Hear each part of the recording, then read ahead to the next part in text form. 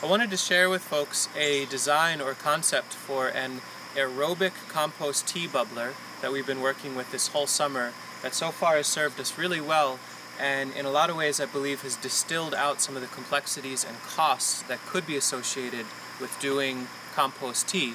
So let me explain what this is and how it's set up so you can decide if it's helpful to you. Here's a 55-gallon plastic drum.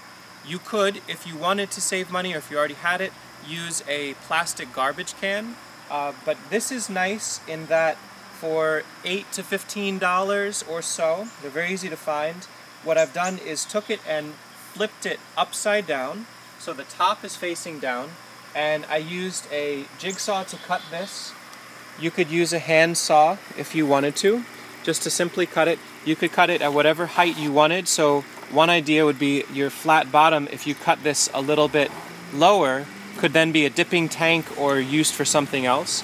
But upside down, it allowed me to thread in to one of the bungs this section of scrap garden hose. And this part I'm really excited about. It's so simple, very low cost. Hammered in a nail into the plastic. That takes, just be a little careful. And then drilled a little hole into the hose, and there's our on-off switch. So here's off. That's not going to go anywhere. I don't have to worry about that slipping. And so if I want to flow this into a picky watering can, so for example, here's an expensive but very nice watering can, and it really doesn't like lots of gunk in it. I can use a section of hardware cloth and door screen, both scrap material, and pour the aerobic compost tea through that, and that'll filter it down enough that it won't clog the rose water. So you get the idea with that. Really great for giving a nourishing wash to young seedlings, or perhaps stuff that are in pots.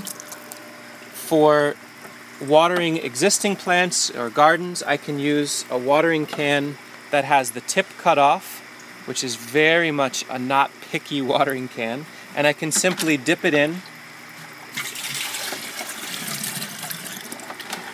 Very, very fast loading, and be able to water. For example, this is our softwood cuttings bed, so I can water gojis and willows and all sorts of high-value plants. You can see they've been getting this sort of watering, and those that are rooting are looking really luscious and green. And you can see how dark that water is.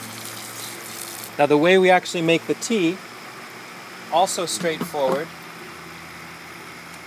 You can invest, if you don't already have one, used or new, $10 to $20. I'll put a link in the description to some options, but for example, this is a Tetra Whisper 100. This takes 5 watts. The reason I like this one, I think it was around $25 or so. It has 2 ports, and the 100 means it can aerate 100 gallons, so it will do more than this tank. And all I do is have tubes with a little stone attached. I try not to twist it too tight to constrict the airflow, and that just drops it to the bottom of the tank and provides a very coarse, stirring aerobic action to keep the water moving and filled with oxygen. And then the nutrient comes from a 5-gallon bucket. This is the perfect place to take that bucket that no longer holds water, that's got a leak, and put it into very high value use. You can see it's got holes drilled in the bottom, roughly pinky diameter or Sharpie diameter. Bigger or smaller is fine, use what you've got. I would put more holes than this, and that allows the nutrients to leach out. In this case, we've got sea buckthorn and goji, some dandelion root and leaf, some comfrey. What else could we put in there? Horsetail, nettles, anything. Burdock, yeah. Your old shoe. Your old shoe if it's got good nutrient left in it. And you can see there's just a piece of hardware cloth on the bottom to hold the material and filter it a little bit. By all means, a more elegant solution could be lovely. Once this has leached everything out, we can dump this around a tree or some high-value plant, rinse it out, and start again. And that shares the same nail as the hose. Last but not least, in order to refill this,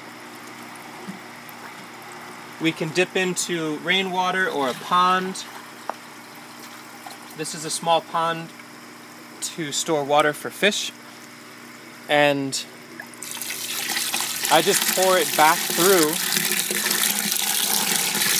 the material, and that helps loosen up and stir and dump more nutrients into the bath. So there is a compost tea maker that has as many used parts as possible, as low tech as possible. You could also do it without the aeration and have an anaerobic compost tea for almost no money. Let us know if you've got some ideas of updates or improvements, and hopefully this has been useful to you. Thanks for watching.